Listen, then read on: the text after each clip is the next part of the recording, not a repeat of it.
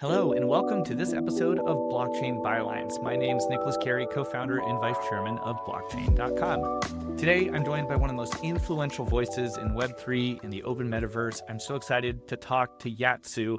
Yat is the co-founder and executive chairman of Animoca Brands, a company at the forefront of digital property rights, gaming, and blockchain innovation. In this episode, we'll dive into his vision for mass adoption, the challenges of building in the open metaverse, and why digital ownership is a cornerstone of financial and cultural freedom. So, Yat, welcome to the show. I'm really excited to talk with you. First of all, thank you for having me. It's a great pleasure to be here. So from 2017 to 2022, you have these moments where there's sort of, I would say, like speedy adoption where brands and new communities sort of flood into these novel ideas, whether it's NFTs or in the case of 2022, brands started to show up, setting up virtual stores and more. Some of that worked and then some of it didn't. What are your sort of views on kind of like the lessons from those episodes? I think we were also learning. We still are. I think honestly, back in the days, we obviously had a little bit of a luck in terms of two things really. COVID happened. So that absolutely sort of changed the way that people thought about virtual and online. So it wasn't just what happened in the metaverse and in sort of digital assets, but also gaming broadly just exploded. And then the sort of 1-2 punch, I guess, for the sort of, knockout blow to make sort of our industry explode was when Facebook renamed itself Meta.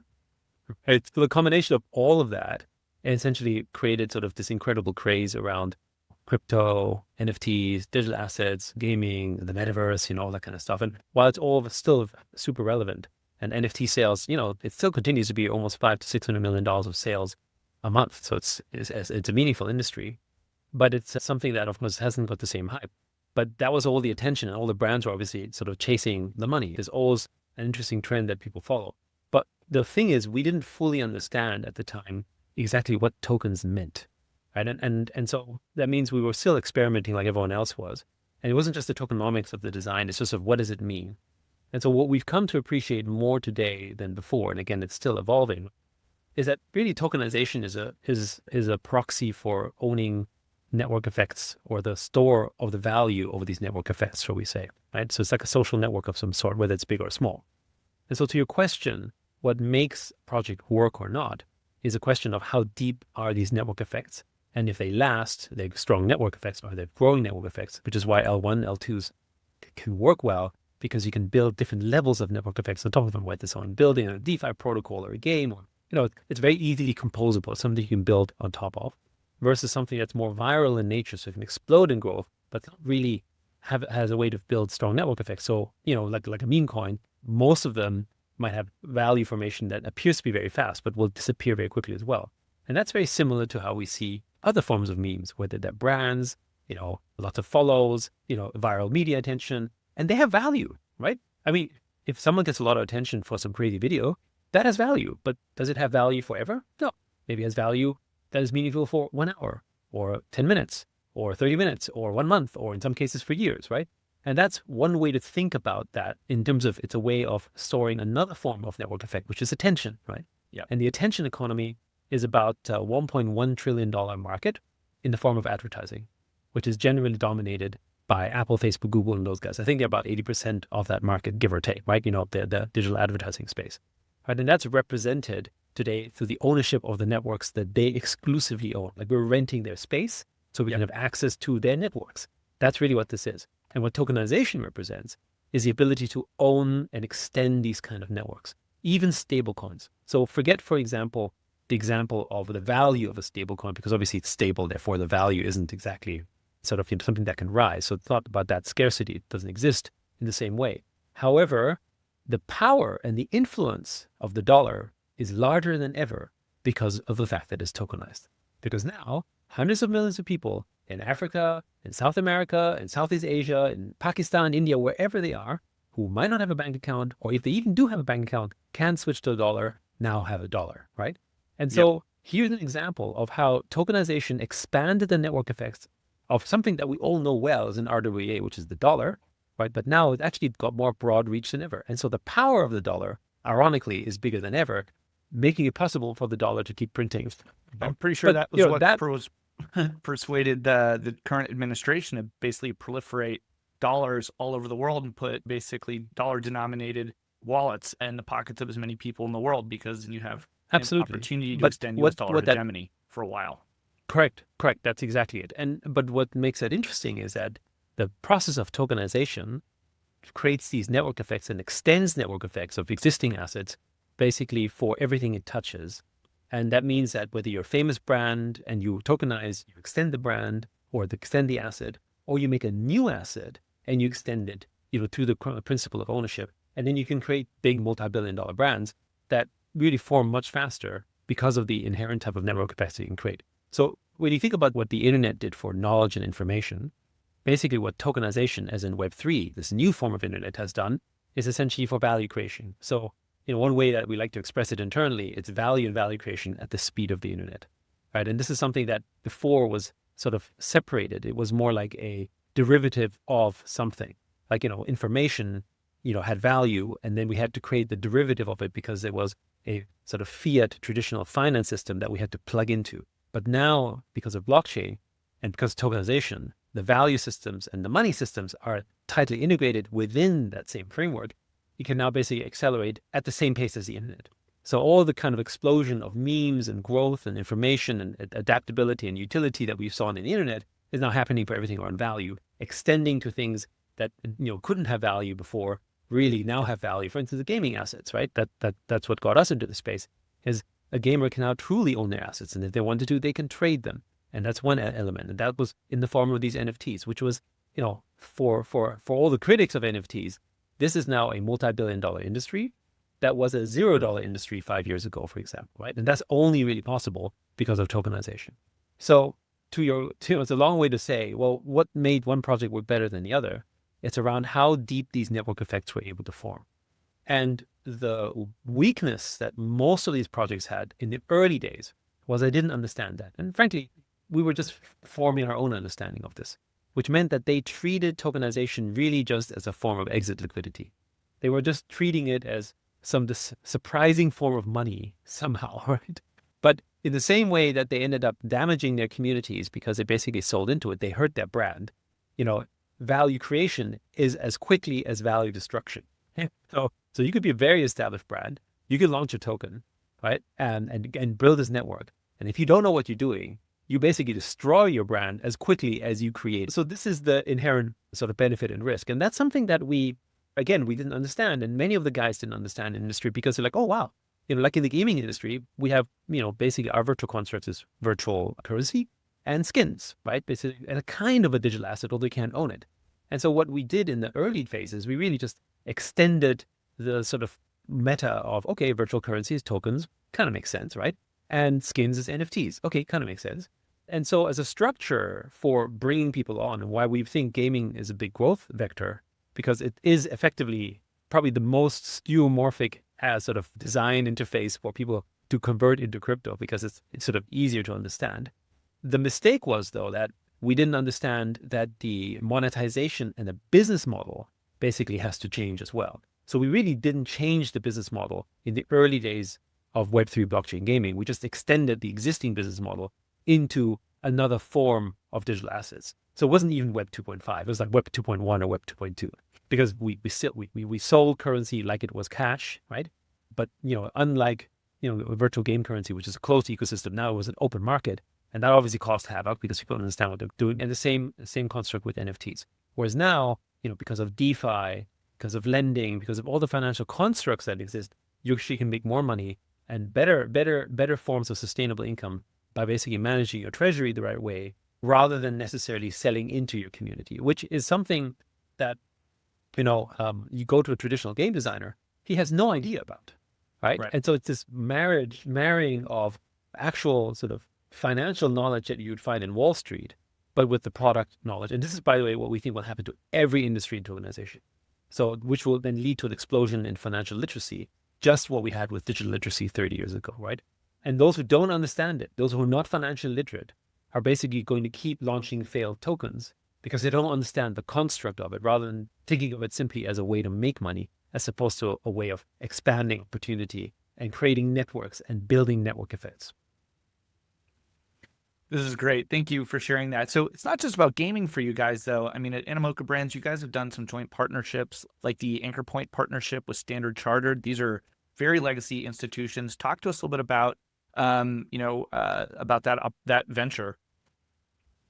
Yeah, no. So, I mean, it's super exciting for a couple of reasons. One, it's a joint venture between us and Hong Kong Telecom, which is our incumbent telco, and Standard Chartered, which is, for those of you who don't know, it's not just a big bank. It is one of the note issuing banks in Hong Kong, right? So, when you go to Hong Kong and you basically get a physical note, which most of us don't do, but you can still do that. It actually says, there's Bank of China, HSBC, and Standard Chartered.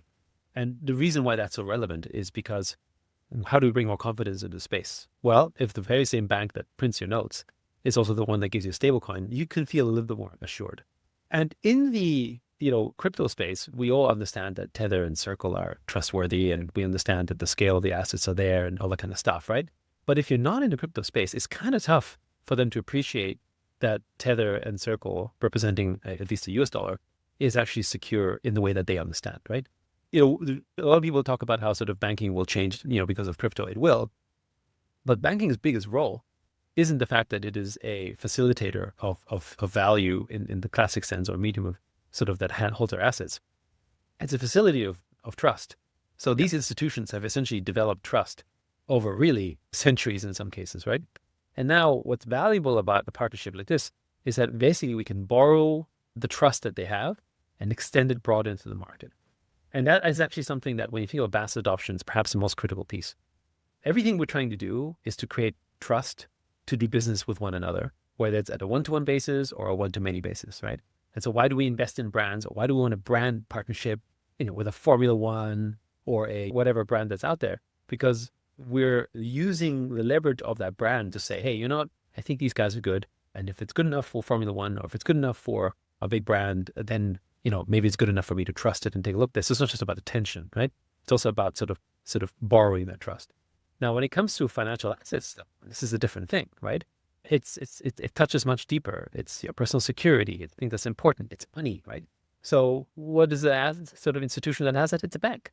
And so that partnership is really important there. And I think there's another theme that we're seeing broadly in the blockchain space, which is partnership with institutions is kind of in vogue.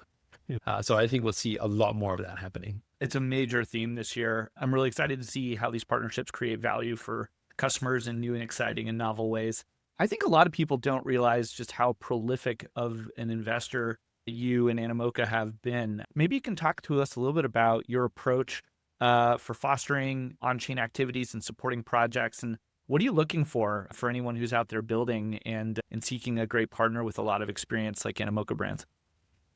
So maybe this is a good segue for me to describe exactly what Animoca Brands wants to do. I mean, of course, we're pushing digital property rights, but the vision behind the business is, as Animoca, how do we add value and how do we grow the space?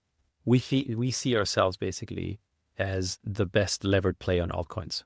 And so this is why we make all of these investments and why we keep extending these investments. And as we make money on the space, because we can do treasury management and we can basically have other ways in which we generate yield from these assets, we then continue to make profits that we can then basically reinvest into the ecosystem, right?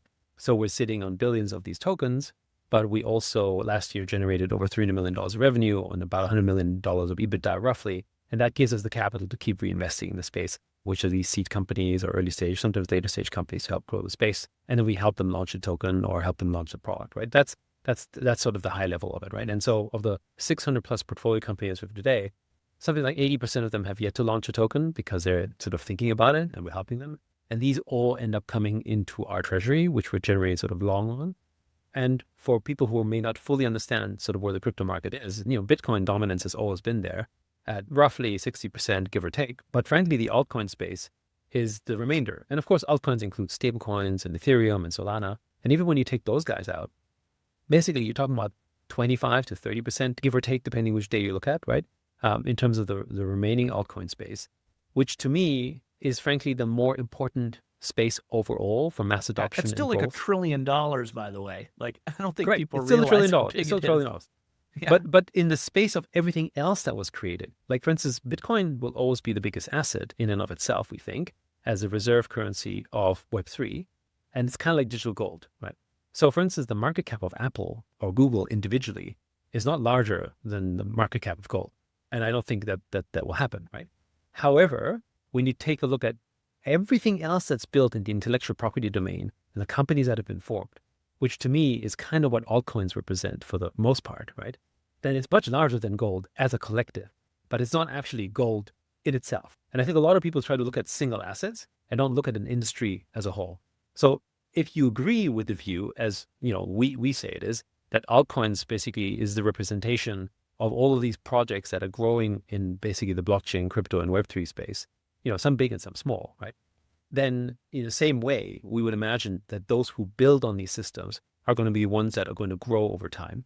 And as Bitcoin becomes bigger, the entire ecosystem becomes bigger as well because of the permissionless nature. Value can flow around, so it's good for everyone. But ultimately, Bitcoin might be the single largest asset of all of them. However, the collective of altcoins is going to exceed the market cap of Bitcoin over time. Let's see if that prediction comes true in 5 to 10 years. But that's basically what we think will happen, because that's kind of how the space generally develops. Why do we think that? Well, we think that because, the irony, of course, about the Bitcoin community is like, there's only 21 million Bitcoin. It's, store value. That's great. That's fantastic. But you're not going to bring people on board on a basically sort of a model where there's only X number of assets that you can have, right? This scarcity, which makes it so value, also makes it exclusive. So what's the method of inflation in which you can expand and bring people in, right? And, people talk about values inflation, but intellectual property, invention, patents, trademarks is basically sort of value inflation as well, because we created something new, but we created a new construct, right? If we say, everything is made out of the same material, or we can only live in a certain space and that's it, well, innovation would be a pretty sad place. We couldn't extend, and human ingenuity and creativity, and especially with AI, is just going to get even bigger and wider. We could do more things. And if you want to go slightly philosophical, the universe is ever expanding. We know this. So in other words, basically having fixed assets is important from a value standpoint, but for growth and community and for expansion, it's much more natural to feel, to see about how we can grow, and inflation is necessary for that. And inflation doesn't mean that the project has to have an inflationary token like Ethereum versus Bitcoin. It just means that inflation is essentially the way in which new projects can form and grow. And how many people have come into Web3 because of a new token, not just a meme coin, or even for Sand, when back in the day, everyone was buying Metaverse land, or Bored Apes, or Pudgy or Mocha tokens, or Mocha NFTs. Like, these are all bringing in new customers into the space. And what's interesting? When they make some money, then they put it into their crypto savings account, which happens to be called Bitcoin. Right? So they capture some the frontier. cycle is actually quite virtuous. Yeah, Yes. they capture some frontier. They, and then they develop a portfolio approach to protecting their wealth, and they spread it out. It totally makes sense. And I say this all the time, and I have a lot of friends that were very early into Bitcoin, and I know a lot of people that are very self-described maximalists, but there is some 16-year-old kid somewhere in Hong Kong or Morocco or Brazil that is dreaming something up that is better than anything we've ever seen before. And they're going to make better games, and they're going to make better social media systems, and they're going to make better tools, better, cheaper, faster. And this has always been the way. And so I think it's just a little bit, it's not just necessarily arrogant, but it's just not observant of creative destruction in general and how the economy has developed and how technology progresses. And so to me, just having a more optimistic point of view about all of that, I think that fits really nicely into how the internet is going to proliferate extraordinary opportunities today. And while it can feel frustrating and scary, and there's a lot of things people don't seem to have a grip on at the moment, the reality is that there's never been a better time to be building and innovating and growing businesses. And so hopefully that kind of optimistic, overture can be heard, because I think it really is true. A couple thoughts on digital identity. I know you're really passionate about this topic, and it's one I don't get to spend as much time talking to guests about. So I really wanted to dig into this a little bit with you. You're a big advocate for digital identity and property rights in general. Can you go into a little bit about what makes this important, and maybe what it looks like practically for the everyday person? I think most people go, I've got a driver's license and, now I'm an adult, or I've got a passport and now I'm a real human. I can travel across a border. But in the age of the internet, how do you think about digital identity, and where can that go? And, if we were to kind of get away from our old concepts of it, help us think about what that could look like. So when we talk about digital identity, what we really mean is property in our own name and property in our own name in the digital space. So for instance, you might have an identity on Instagram or an X, but it's not your identity. You're borrowing someone else's platform, but the identity is really sort of owned by the platform, who could just take it away from you or just delete you, which happens most of the time when they don't like something, right? Because it's not yours. It was never yours to begin with.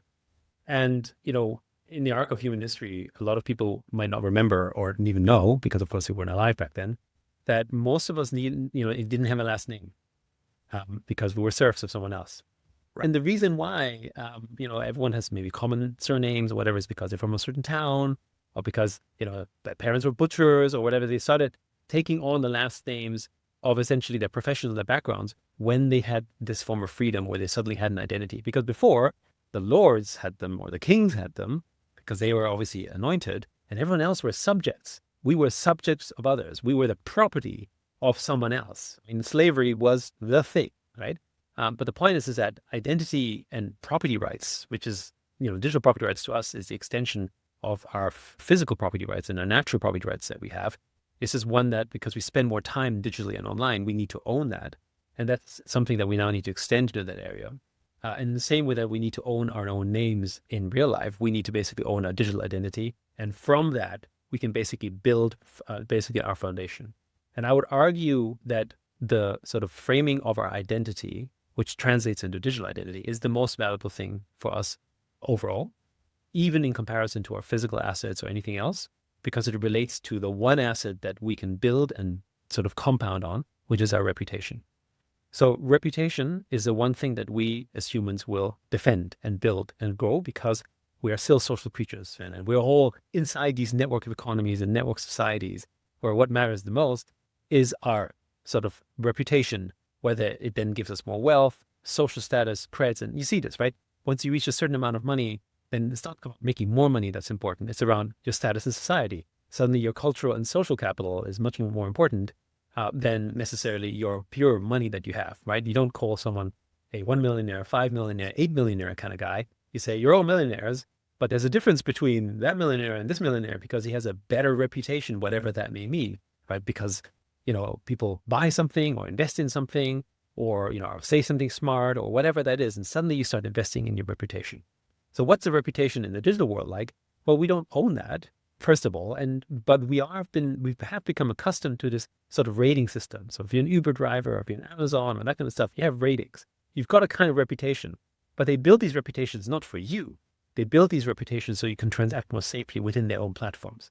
But when you can own your digital identity and the reputation score along with it, which is what we're doing with Mochaverse, then you can start to make that portable elsewhere. For instance, why should my seller and buyer rating not actually be portable to anywhere else? Because it could be helpful. Why should it only be exclusively owned by Amazon or by eBay, for instance, right?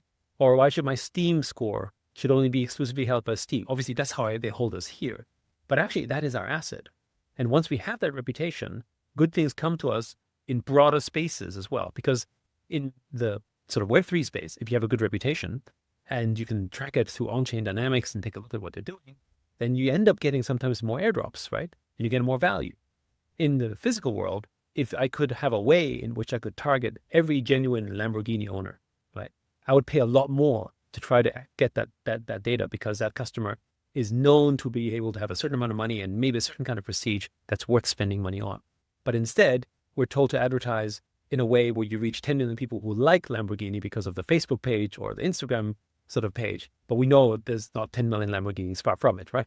It's like literally a small single-digit percentage of the audience that you actually want to reach. Yet you have to pay for basically, everyone else so that you can reach that 1% audience. And it's basically being distributed and value captured by the people who actually aren't sharing any of that value. Whereas if I now know, okay, that's your identity, that's your reputation, that's your score, I can come to you directly, or you can sort of get opportunities directly because I can build on that reputation.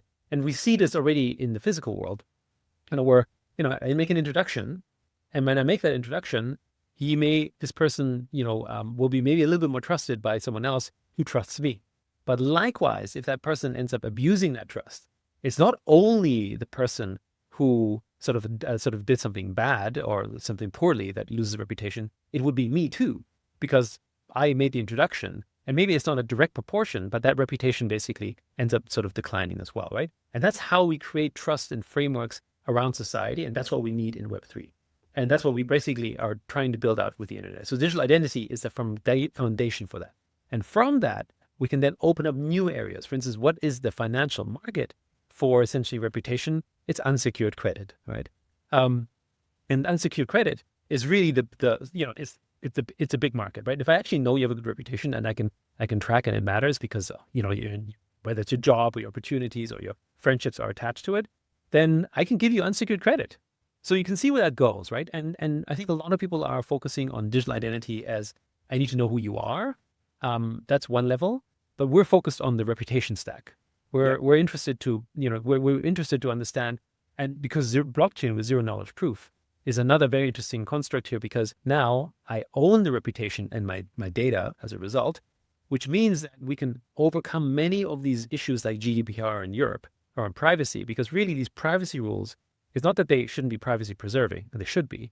It's the fact that privacy data is being held by platforms, and so they have to be regulated so that they can't abuse that data, because that's what they do the whole time. But if the data is not theirs to begin with, and they can only access it with sort of permission when and if as given, what you could do in a system like this on blockchain, then you no longer have this issue around having this sort of extensive regulation, because basically it's your own data and you decide.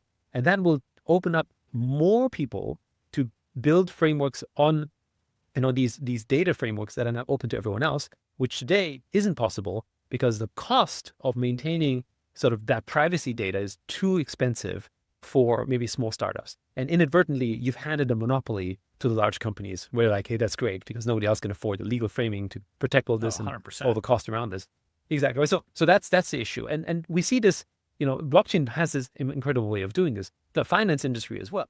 You no longer need sort of expensive banking infrastructure to build your own bank, because essentially blockchain is the bank and it's created an open composable way that's safe and secure for you to build on it. And then you can have all these innovations for people who, aren't building a Goldman Sachs like infrastructure, and you can just basically literally build on it. Literally some kid can innovate something interesting with banking grade security. Like that's the type of stuff that we're excited about. And digital identity is an important framing. It's such a big deal for that. And like, I think about it, sometimes trying to describe this to other people, and you had me come up with a thought a little bit, which is like, this is sort of how like meritocracy get liberated, and it's based more on behavior than on the circumstances of your birth. And I think if you just take kind of a humanist approach to thinking about that, how powerful that idea and concept could really end up being, I think it's really optimistic. And so a lot of us that got involved in this industry and space have been working toward these concepts in this future. And it has been difficult because the adversaries are very strongly entrenched, and they are rent seeking, and they make a lot of money off of our data and our identities and our efforts and labor. And so I like the way you described how, we went from being enslaved to our names being slightly more personalized, and now hopefully in the future, having green pastures to really express ourselves and be owning the things that we are creating in a much more foundational and, I would say, philosophically aligned way. I'd love to just ask you maybe one parting sort of conclusive thought. We covered the metaverse, what you guys are doing at Animoca, this sort of more nebulous future of digital identity. What are your sort of nearer term, practical views on where you think the market is sort of going? And, if there was a young entrepreneur out there right now building something that you would love to see, that you would love to invest in, what is that? So maybe I'll frame it in sort of where we see the vision go. And then from that, we can sort of, people can iterate. So where is it going? And we believe that blockchain and Web3 is doing to financial literacy what the internet did to digital literacy. And for those of you old enough, you might remember there was this thing. Are you digital literate? Do you actually know how to use the internet? And every business that is not digitally literate or didn't have a website back in the early days, or later on get to Facebook or Instagram or whatever social media activity they did, they were left behind because they were not digital literate, right? And so what's happening in blockchain, because through essentially tokenization, whether it's attention, something virtual, something like IP or whatever that is, even if it's not physical, of course, and particularly if it's not physical, now becomes a capital asset, which means it is financial in nature, because the foundation of capitalism is property rights. And so really, what we've introduced is the foundation of digital capitalism truly, because we now have the ability to have digital property rights, which means that we will expand the horizon of financial literacy and financial availability at the scale and speed of the internet. And we've seen this, right? Even, for all the critics in the early years about Axie Infinity being speculative, what they didn't talk about is that millions of Filipinos who didn't have a bank account, who, couldn't make money, ended up earning a couple of dollars or more and have a crypto wallet. And then they became more financially literate and they started investing in assets that they couldn't before. And now even with the tokenization of stocks that are happening, someone in the Philippines or someone in Africa could maybe actually also access these type of securities that they couldn't have before with certain frameworks, because again, you were excluded from them and now they do have them, right? So that means that the whole world will truly become more capitalist as a result. And I think that a lot of people who are objecting to capitalism are misunderstanding it because they don't understand it, they don't know it. And the reality is that I think the global stat of people who understand money, as in who actually have a portfolio, whether it's crypto or stocks, globally is below 10%. So of course, places like, New York and US and Hong Kong and so on, those are ones that have higher percentages. But if you take an index of the entire world, it's less than 10%. And yet we tell people we live in a capitalist world, when most of us are not actually living as capitalists, right? Yeah. So how do we fix this? We have to bring them on board. And so blockchain, we think, is that method.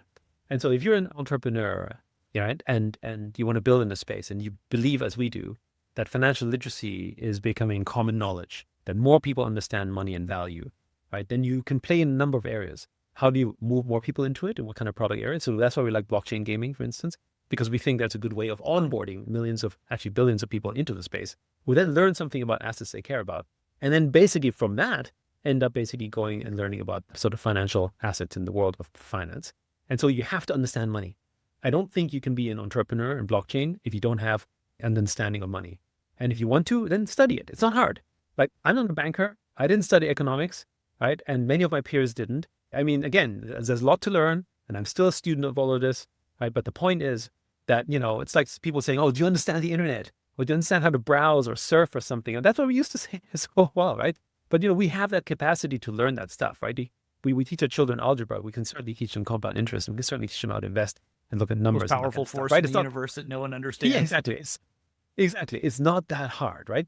But it becomes scary. And I think many of the incumbents in place want to keep it scary because it's that thing that gives them the monopoly. And so I think it was Seth Goodwin, the marketing guy, like a few years ago. He was very critical of NFTs. And he told the artist, you should stay an artist, right? And do the thing that you're good at and leave the marketing and money making to the things that they're good at. Well, guess what happens? The people who know money, working with the people who don't know money, abuse them almost categorically, right? Every time. Right? But the reason why is because money and financial knowledge, or any knowledge, is really power. It's a proxy for power. And, what's the old adage? Absolute power corrupts absolutely. And so when you now control that money and you have that power, you dictate the terms. And that happens time and time again, right? Musicians can make money on Spotify because the biggest agent is Spotify, who basically dictates terms because they don't have a choice, because the people who did business with them didn't realize that actually they basically passed on their sort of, future to them. And unless you're Taylor Swift and say, screw that, I'll do my own thing, which is really only reserved to, a select few, you're basically out of luck, right? So that's the world that we think will happen. And so if you want to build in a space, learn about money, understand it, teach others around it, and more importantly, build and compose in the space where, we're going to have this massive financial revolution. Because the other thing is, if you're right about this, we're going to have billions of people in the world who are more literate about money, right? Which means we're going to have a completely different liquidity profile. We're going to have a completely different sort of investing environment. We think most people will be investors as opposed to a few people being investors, right? What does that mean? And when you think about where AI is going, the traditional labor market, as we know it, is dead and dying. So we should be focused on creativity. We should be focused on building capital and investing in this future. So I think of this as future-proofing ourselves to an AI future as well. Well, on those parting thoughts, thank you so much for joining us on the podcast today. It's been an extremely interesting one. So please remember to subscribe to our channel and leave a review if you enjoyed today's show. And until next time, I'm Nick Carey on behalf of the entire Blockchain.com team. Thank you for tuning in.